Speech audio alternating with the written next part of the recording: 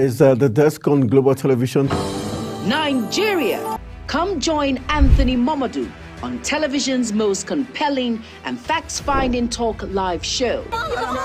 We are the because that this country gets it right. Who are these bandits? It's the Dex on Global Television, where we analyze and dissect storming issues and commentaries in the world's biggest black nation, Nigeria. Who is being held accountable for this money? The eyes have it.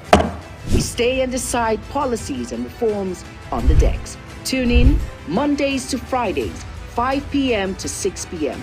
on Global Television. Let's stay on the Dex.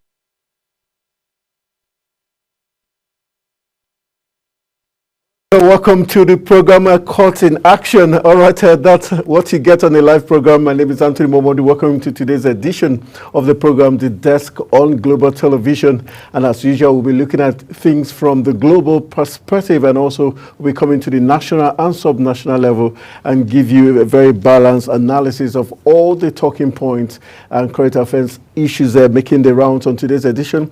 Is no different as we get the finest minds in the African continent to get you well informed with very balanced analysis of all the talking points. On today's edition, I've got Abdul Wahab Yahya Adebu, who is a national political analyst to help us look at the various issues on ground on today's edition. I want to say thank you very much, Adebu, for being joining me in the live studios. It's my pleasure. All right, as usual, we're starting from the global scene, and we're beginning from the African continent, and we're going to the East Africa, where the Kenyan Senate has impeached Deputy President Rigathi Gachagua. The legislators voted Thursday evening, regardless of the plea from the Deputy President's lawyers, Paul Muete, to postpone the proceedings. Muete said Gachagua was hospitalized after falling very sick hours before the vote was set to hold. The Senate Speaker, Amansun Kingi, stated that the Deputy President had until 5 p.m. local time to show up, and the lawmakers impeached the Vice President after his health kept him away from hearing. The 59-year-old becomes the first Deputy President to be impeached in Kenya's history. At least 53 senators voted to uphold the first charge. And also Gachagua, who faced 11 charges, was impeached on 5 counts. Does this remind you of one popular Nigerian lawmaker who also developed some illness when he got to time for him to, try to, redeem himself? But how do you feel seeing that what's playing out in Kenya, we've seen similar things play out in Nigeria? What is it with African leaders? Well, thank you very much, Mr. Momo, for having me today. Good afternoon, viewers. You see, what is happening globally in the world today, most especially in Africa, corruption is the order of the day. And in the case of Kenya, when you check very well, when your loyalty is less than 100%, it's no longer loyalty. And you have the oath of allegiance to the president and to the government and people of Kenya. So if you are found wanting on that area in terms of corruption or corrupt activities, you are bound to face the law. And you can't just come and say you are sick and therefore you are in the hospital, you are trying to dodge away. We have seen series of this type in Africa, not even only in Nigeria. So it's not a new thing, but I just pray they are able to curb it. All right, let's look at, we know before this event played out, there were a series of protests in Kenya, and where the President, William Ruto, was at a point almost was asked to resign.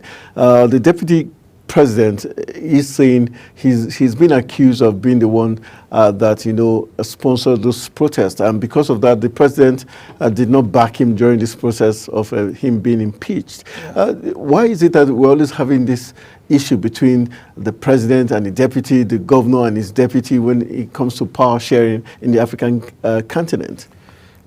That is how the Constitution or the law creating that office is fathom out. when you think or you say the vice president or the deputy governor is just like a spare tire, waiting for when the main tire had an issue, and then the issue of loyalty will always come, always come to being under question or scrutiny. You know, they are not sure. There is this lack of trust. You are the person that appointed or taking as a running mate. Exactly, as a running mate. Why? Midway into that administration, you lost confidence in the person. There's no longer trust. You understand? So that's always the bane of what we see in Africa today. All right. Well, today happens to be a very historic day in the life of a former head of state of Nigeria, talking about General Yakubu Gowon, who turns a year older today, and so we'll be celebrating him. And but before we do that, just to let you know that we've got a former President, Muhammadu Buhari, has paid a glowing tribute to General Yakubu Gowon, who is retired from military as head of state, marks his 90th birthday. And so based on that, we'll be talking about him briefly. We'll go for a quick break. When we return, we'll focus a little bit about him, and we'll be having also Benjamin Alika, who is into leadership development, join us via Zoom to get his take as regards what he thinks about the former military head of state. That will be after this break. Stay with us.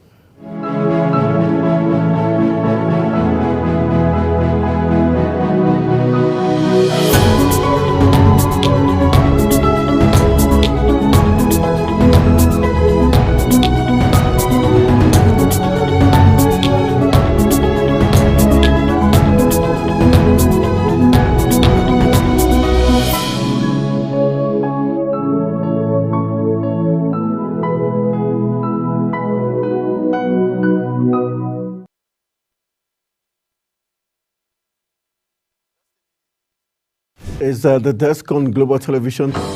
Nigeria. Come join Anthony Momodu on television's most compelling and facts-finding talk live show. We are definitely. Can we not say both of them? Because that this country gets it right. Who are these bandits? It's the Dex on Global Television, where we analyze and dissect storming issues and commentaries in the world's biggest black nation, Nigeria. Who is being held accountable for this money? The eyes have it. We stay and decide policies and reforms on the Dex. Tune in Mondays to Fridays, 5 p.m. to 6 p.m. on Global Television. Let's stay on the Dex.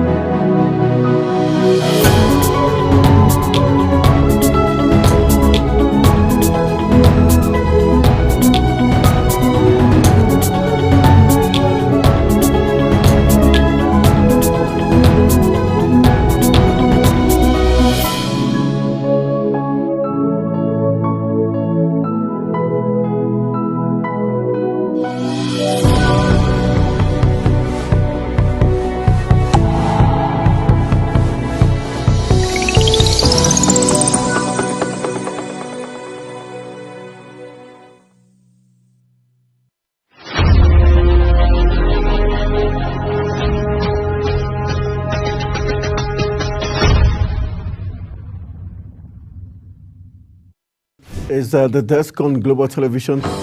Nigeria. Come join Anthony Momodu on television's most compelling and facts-finding talk live show. we are definitely. Can we not say both of them? Because That this country gets it right. Who are these bandits? It's the Dex on Global Television, where we analyze and dissect storming issues and commentaries in the world's biggest black nation, Nigeria. Who is being held accountable for this money? The eyes have it. We stay and decide policies and reforms on the Dex. Tune in Mondays to Fridays, 5 p.m. to 6 p.m. on Global Television. Let's stay.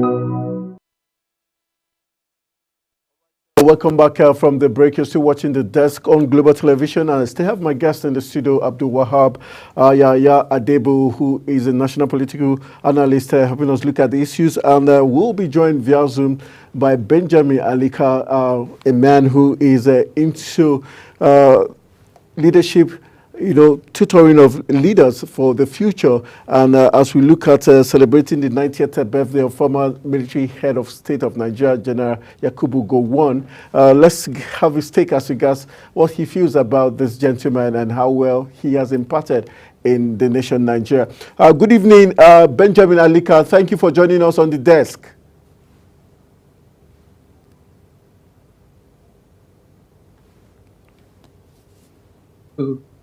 On mute. Alika, are you there? Yes, I'm okay, here. While Can we you wait hear for me? Alika to join us, Viazun, let's get can you your hear me? just while we're talking, some news just dropping from Kenya tells us that the court has overruled the impeachment that was gotten for against the deputy president. Does this remind us of Nigeria and what plays out in terms of the judiciary always seeming to interfere when it comes to political matters, being partisan? I think, my brother, that is the problem we're having all over Africa. You see, if the people cannot really elect the person they wanted to govern them, then the court will continue to create problems for us. The problem we have in Africa is the court, the judiciary. But in the case of Kenya, the legislature have taken their own decision by impeaching the deputy president of Kenya.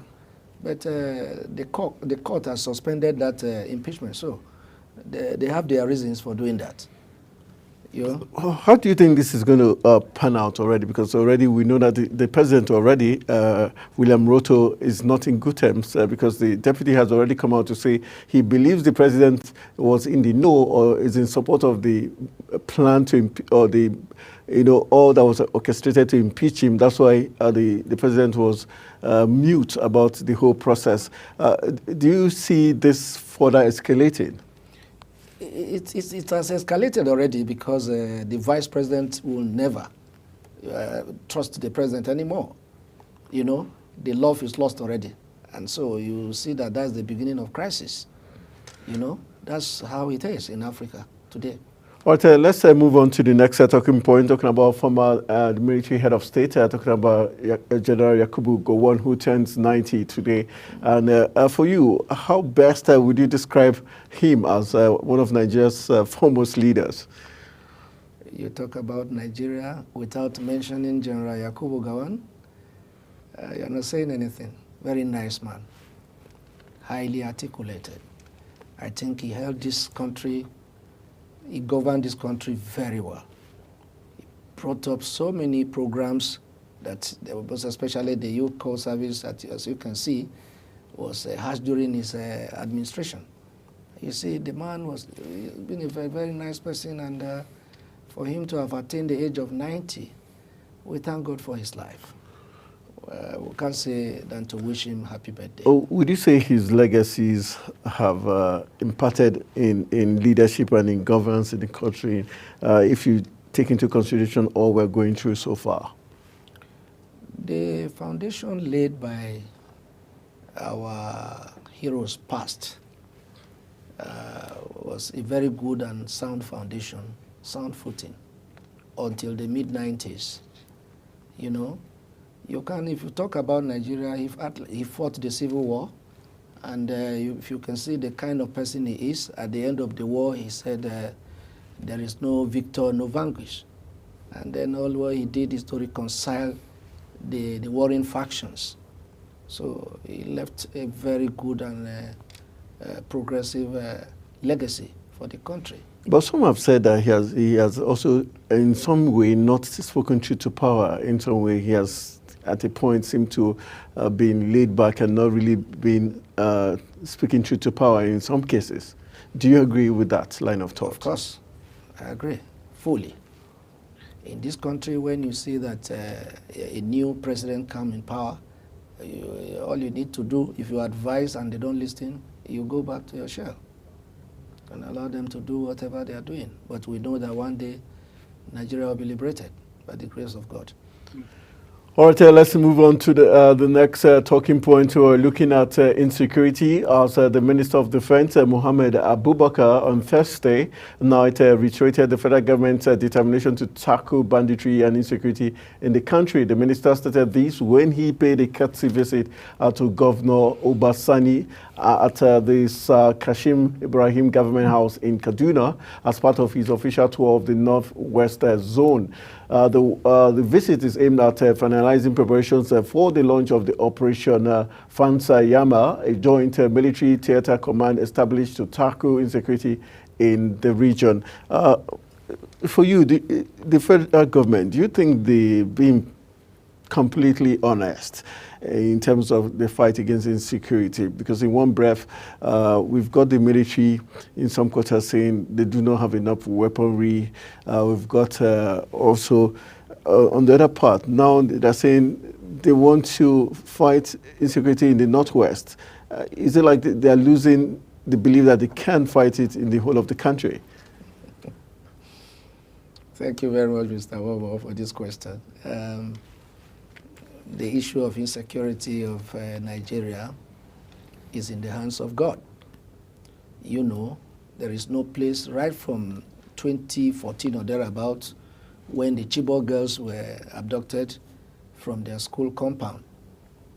You know, you can't, but you wonder what kind of country we are, where over 200 students will be packed into how many buses and taken away from the school compound for many years. You hear today 20 Chibok girls recovered, 50 Chibok girls recovered. So I don't know what they are talking about fighting insurgency in this country. I have not seen anything. I think we are losing it. We are losing it. Well, that's how I see it. But with this, do you think probably this decision now, initiative of fighting in regional base could be the answer to winning this war?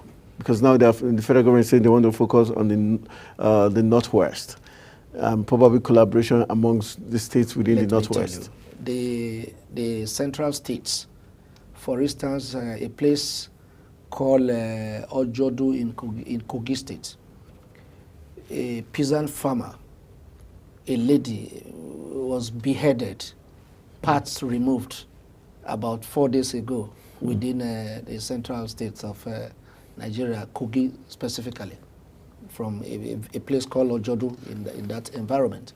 So when you say you want to regionalize the fight for insurgency, how do you want to do that?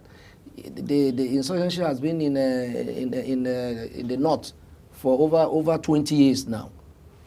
What have they done about it? It escalated down to the central. Now, for that 20 years, you did not hear where people were kidnapped in Sokoto State, where people were kidnapped in Maiduguri. But today, what are you seeing? Everywhere. So they cannot regionalize it. I don't see it working that way. If you cannot take it holistically to fight insurgency down, then you say you want to. How? What solution can you find to it? Nothing. If you're assessing the fact that some have said the service chiefs this time around seem to have less pressure like the previous service chiefs who were put on their toes by constant reminder that they will be sacked if the insecurity did not abate. How do you think this group of service chiefs have had their way in terms of not being put under pressure to ensure that insecurity is, Brother, there's only one way you can fight insecurity. The people perpetrating these acts used mobile telephony. You cannot use this mobile telephone without being tracked. What it means invariably is that they know where they are. But let me tell you one thing. I'm an administrator and a political scientist. I want to tell you one thing about security and military involvement. Okay. The military, Nigerian military, if they are ready to fight insurgency, it takes them nothing. Under 24 hours, they will bring everybody down. But the truth about it is that the military thrive more when there is confusion in democracy. When you see that there's confusion in democracy, that is when you see the military will tend to be busy. They are busy. What are they doing? People are dying in droves every day.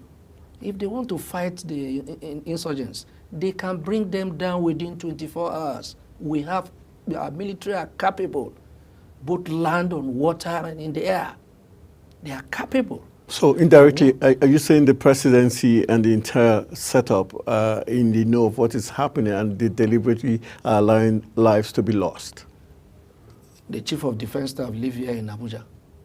The chief of army staff is here in Abuja. The chief of air staff is here. Chief of naval staff is here. So, who are those people at the theater front? You understand? Once an order is given, if those at the theater front are not doing what they are supposed to do, the chief of defense staff should move down there and put them on their toes and let us breathe. Let the citizens breathe. We are not resting. Hunger, insurgency, corruption, and then they are killing people here and there. My brother, where do we go from here? Where do we go from here? We can't say anything other than to call on the president, commander-in-chief, the armed forces, to step up his on his game. President Bola Ahmed Tinubu, let me tell you, to be fair to him, the man is trying his best. What we are seeing at the moment is a kind of decision that has been supposed to have been taken over time. You know, a lot of these presidents will come and then they will overlook it and go. But for him, you can see that he's taking a decision that people are feeling the heat. You understand? But he's taking it he took it without putting some sort of measures in place to cushion the effect of it. Otherwise, I think the route that he's going, at the end of the day, you will see that Nigeria will be better for it. All right, we hope that will be the case. We're being joined by Benjamin Alika now via Zoom. Good evening, Benjamin Alika. Thank you for joining us on the desk. Good evening, Tony. I've been here from the beginning, so and I've been listening to your Adebo. Yeah. Your guest. I mean, doing justice to the conversation. All right, so thank you for having me, and thank you, viewers. Right, now you're here, let's quickly get your take as regards, first of all, what's playing out in East Africa, where the deputy president in Kenya, in the person of Rigati, was initially impeached, and the courts have come in to breach that decision. Does it remind you of what's playing out in some African countries like your country, Nigeria? And also, quickly also take a look at the 90th birthday of the former military head of state in the person of General Yakubu Gowon. What memories does he bring to you as someone who's into leadership training and advocacy? Do you think he has left enough for Nigerian leaders to follow suit? All right. Going to East Africa, what is going on there, especially as regards the decision, the impeachment decision reached by the Senate of the Kenyan nation, and then the subsequent judicial pronouncement, annulling that decision. Well, I listened to my colleague who spoke in regards to the position of the courts vis-a-vis Nigerians' experience. Let me say this: in a democratic system of governance, we have three arms of three institutions, that shares power amongst themselves to ensure that there is rule of law and there is justice, and democratic principles are upheld. Now, the court is meant to be or to play a very significant role in shaping a democratic society and ensuring that laws are kept and upheld by those in authority and those without. If you don't have that checks and balances, definitely the society will be worse for it. Now, we cannot say by reason of what is happening in Nigeria to decide the propriety or otherwise of the decision of the court, the Kenyan court, as regards the impeachment of the vice president by the Senate of the country, except we have the opportunity of looking at the grounds on which those decisions, that decision was taken. Well, one thing I can say with the little I've seen is that the vice president, in the course of that decision reached by the Senate, was actually not giving what we call fair hearing, in the sense that he wasn't physically present really to defend himself, in the course of that decision being reached. And I think that's one of the technical bases by which the court could have put aside, that decision, because the lawyer had said that, look, this man cannot appear because he has a health issue. All right. So I think on that basis, the House could have suspended his decision ruling and waited for him to come. All of a sudden, because 48 hours before then, he was hale and hearty. He wasn't sick. How come suddenly he's now sick? Don't you think there was something fishy? Yeah, definitely. That can be done to try to either buy time or to subvert the process. But even at that, it does not still stop the law, from taking its course, because the protection of rule of law, a lot of things are considered. All right, yeah, not necessarily on the circumstances per se, because if you overlook certain fundamental principles of the law, okay, so you are going to have anarchy. Okay, so I also believe that the government, or sorry, the Senate, there is also further procedure if they are going to appeal rulings or otherwise. But what is most interesting, or what would be interesting, is how the whole relationship, as you asked earlier, will play out between the vice president and the president. Now, before this time, there's already a big lacuna between the president and the vice president in terms of possibly the handling of government affairs. Whether we like it or not, the vice president seemed to have created or seeking to define his own identity and his own position vis-a-vis the government policies and decisions, as it were, and that has pitched him against the president. So there's no question about whether they are still working together or not. This is there.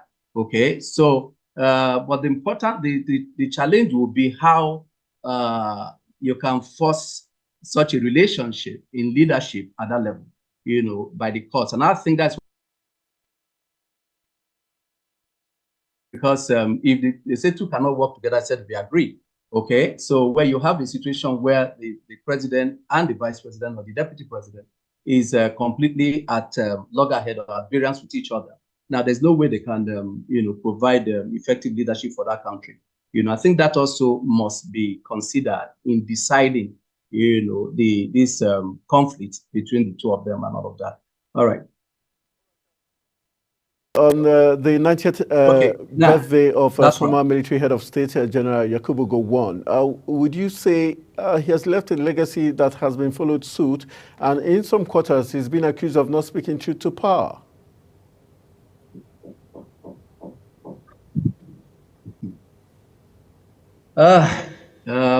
Well, first, let's pay tribute to General Gowon. That's an elder statesman. And whether we like it or not, the man has been extremely, very, very consistent, very tenacious in his faith in the country, in attempts and try to keep the nation together, even post-war period. We have seen a whole lot of activities that he has embarked upon, especially in recent years, looking at the Prayer Nigeria movement and also the strategic political meetings and engagements he have had all these years. Now, we can only say, we can only, celebrate him. Okay, there's enough reason to celebrate the man. But in terms of legacy, I think I have a challenge with that. because, but for us to do justice to whether he left a legacy or not, I also would have loved to look at the background, to his emergence, okay, as the former head of state of Nigeria, okay, the circumstances of his emergence, and because the period of his leadership, was benchmarked by the Civil War. Okay, I mean, that was the critical significance of the moment of his ascension to power and his governance, even though he still had more years after the end of the war. Okay, now, so the first thing I would say in terms of the background, to his leadership, in terms of, because we're just barely 5 years or 6 years after independence when he became president. Now, if you look at the nation as at that time, you realize that we were mainly struggling as a people, okay? Now, the independence, we got independence, but we never really ascended, we never really evolved into true nationhood.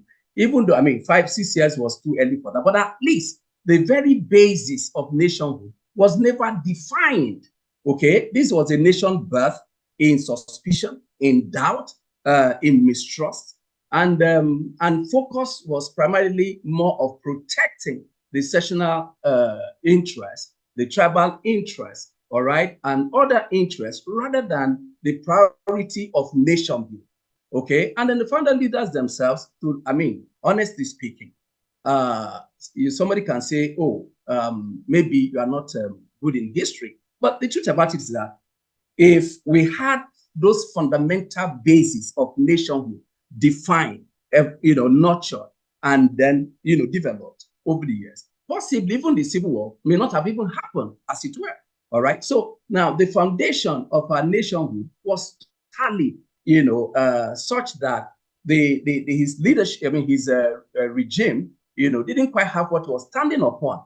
And then, given his own background and the circumstances of his emergence as the head of state, he didn't have I would say this, apart from the youthfulness, okay, and apart from just the fact that his background was military and his education was military, the capacity to lead a nation, in that crisis period and against the background of our nationhood, was quite lacking, okay? And then the legacy we could have celebrated today, standing upon, is that today Nigeria is now a more cohesive, well-defined nation, with fundamental basis of selfhood or nationhood, okay? So, that is not there. Nigeria is in chaos today. You talked about insecurity and the rest of them, okay? But then let's go back again. What defines leadership, right? First is the philosophy, the essential philosophy of that leader, the vision, all right? The goals, the purpose. And then the capacity to tower over all of the elementary things, all right, that, seem to impede the progress of a nation, especially in that evolutionary state. All right, Nigeria was still in this very formative state, in this embryonic state when he led. And then he led in the circumstances of civil crisis, okay?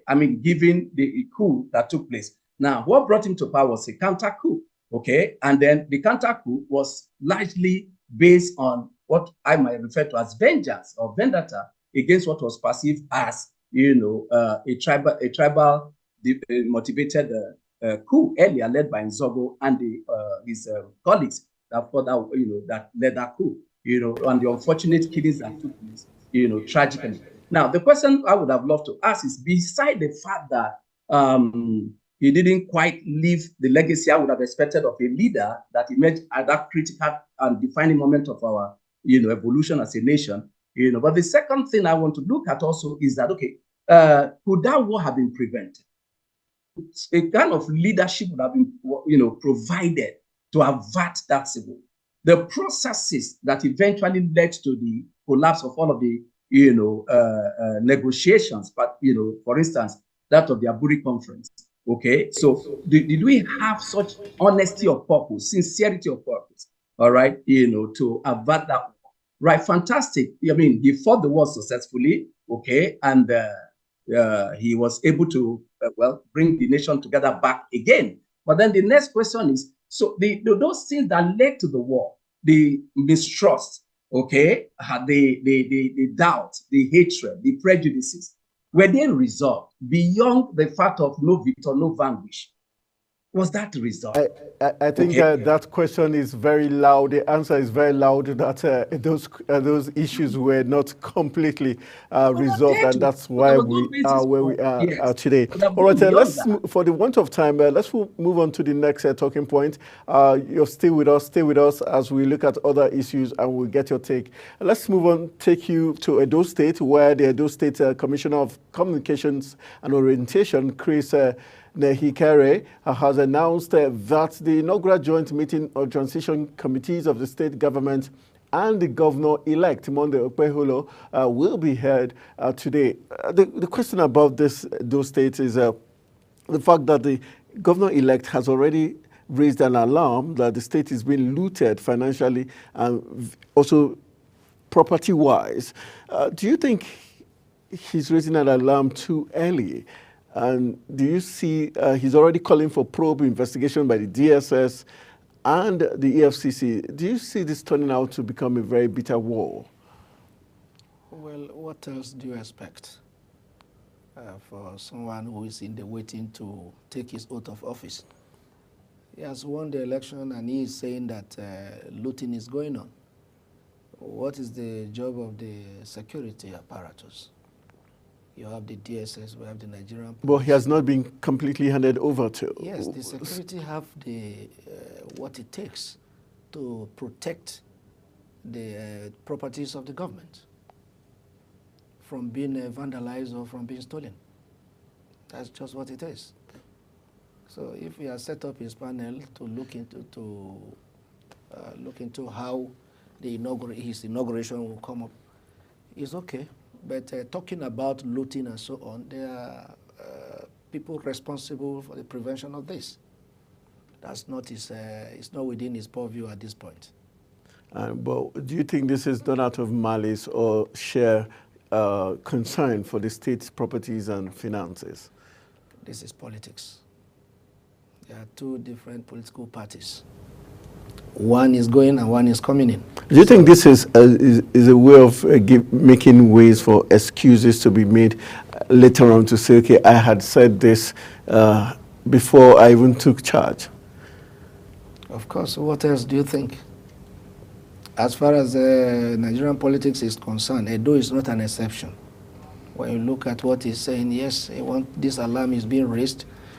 People are there to check the facts about what he's saying, because there could be element of truth about it. And if that is the case, what is the job of the security around the government properties? And then maybe looting the funds and so on, and both property and funds. Government should set up security to look at it, investigate, and then nip it in the bud. That's how I see it. Otherwise, it's not a new thing. All right, let's move on to the next talking point before we bring Benjamin Alika to join us again in the conversation. Just a quick one that the human rights activist in the person of Femi Falana, SAN, has written to the President of the Senate, Godswill Akpabio, and the Speaker of the House of Representatives, Tajudeen Abbas, to oppose the view expressed by the ex-president of the Nigerian Bar Association, Dr. Olisa Agbakoba, SAN, regarding the legal status of the Economic and Financial Crimes Commission.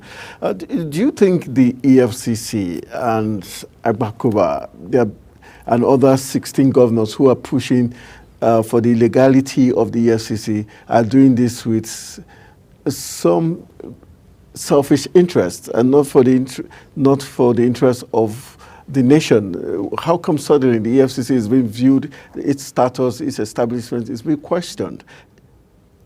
Who are the people that are being investigated largely by EFCC? Former governors, former ministers, former this, former that.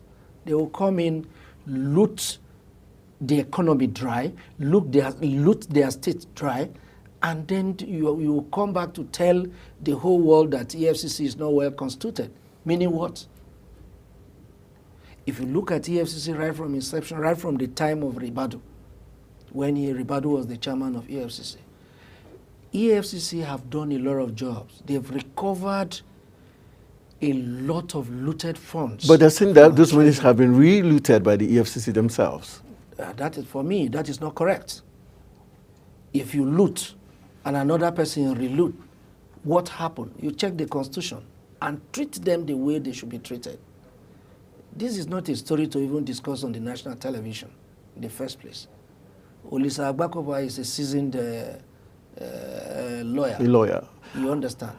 For him to come, yes, he has his rights to defend whoever hired this service. As his client, As but his but client. doesn't he have, as a SAN, doesn't he have something to protect the Nigeria's constitutions, the Nigerian interests, putting the nation first rather than his own personal?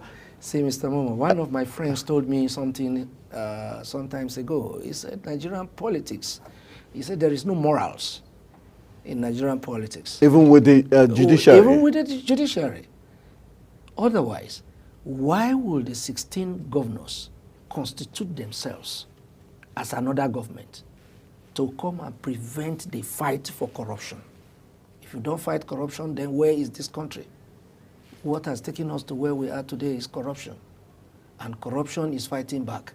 That's just the meaning. All right. I know that Benjamin Alika, who is with us via Zoom, is a lawyer too.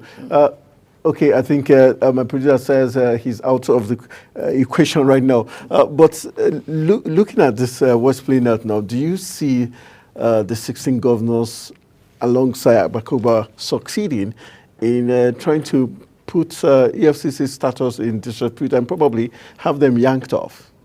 Let me tell you, Nigerian system, the system is failing every day. If you check, let me just take you back, let me digress a little. When you check the issue of INEC and beavers, okay, and what the Supreme Court says about the beavers, what the Supreme Court said in their own language, they said beavers is INEC innovation. You understand? Okay. So that is to say, what it means is that the law does not recognize beavers. Was that what affected your candidate in the Kogi elections? Of course, that was the judgment. Beavers, according to Supreme Court, is INEC innovation. And so, it has got nothing to do with the Constitution. The Constitution does not recognize it. If our law, as amended, recognizes the Constitution or the establishment of EFCC, okay, for God's sake, EFCC has been doing so well. Without EFCC, this country would have been somewhere else. Would you say they've been doing so well, or they've been hounding those that the government wants to be followed? No, they've done their job very well, diligently. This I can attest to. They might have their flaws here and there, but the recovery of looted funds, they've done that excellently well. Yes. All right, we've got Benjamin Alika back on track with us. Benjamin Alika, we've got something that has to do with your forte, talking about the judiciary, where Dr. Olisa Agbakoba, SAN, is helping 16 governors to fight the establishment of EFCC. Are you backing this move? Really? Oh my God! Really? What a question! Really backing this move? Well, interesting. It's so interesting that given where we are as a nation and people, that what would become the priority of the political leaders, I mean, talking about these governments, would be the scrapping of EFCC as an organization. Now, first and foremost, let's even state a fact that or to ask the question, is EFCC not a statutory organization backed by Act of Parliament? I mean, that's the question, that's all. And so if you are questioning their actions and decisions, that's a different thing, right? So now, but to say that they are an illegal organization, I'm wondering on what basis that is being canvassed. That's on one side. Now, but the main thing, like I said, is it is I don't want to use the word repulsive actually, but that's something close to that. That what, is the priority of 16 governors, he said, would be to get EFCC out of the way. I mean, what is the motive? Just like my brother mentioned or pointed out, it is very clear that it is all self-serving. It is about their own interest, as it were. We know the impunity of the political elites and leaders that we have, today, especially since this fourth democratic experiment. They've gotten away with so many things. Like he said, I mean, EFCC, well, I really don't know how to score them. I wouldn't know because, yes, there have been a lot of arrests. There have been a lot of investigations. There have been a lot of, a large amount of arraignment in the courts. But the question has always been, how many of these cases have we successfully prosecuted, and these culprits brought to justice or brought to book, and their funds recovered and plowed back into the state or back to their states of origin, as it were. Looking at the poverty level in the country, especially in these states, okay, and you look at the activities of these governors in particular, and their complicits. So you realize that typically we are a nation that is in crisis, really serious political crisis or leadership crisis. So I think for me this is a distraction, from what is the critical issues that we need to focus on as a nation. And yes, again, it's a question of these guys still trying to not just even protect their interest, but to go to the extent that mangles all logic in terms of their priority and in terms of their focus. I believe that this is why we're going to call it a wrap. So sorry, it's always the case when we are having fun, time runs out on you. I want to say a big thank you to Benjamin Alika, a very fantastic lawyer and also a leadership development advisor. Thank you for joining us on the program, The Desk. Hopefully on Monday we'll have enough time to deal on very important issues making the rounds. Thank you once again for joining us via Zoom within that short notice. And a big thank you to my guest in the studio. And he is Abdul Wahab Yahya Adebu. I want to say thank you, a chieftain of one of Nigeria's political parties, even though he doesn't want to be associated with that for now. But I want to say thank you very much, for joining me in the live studios. It's my pleasure. Thanks for having me. Thank you. All right, this is how we call it a wrap on one of the most compelling talk shows on TV, The Desk on Global Television. My name is Anthony Momodi saying thank you for being part of the show. Let's do this again on Monday. Good evening.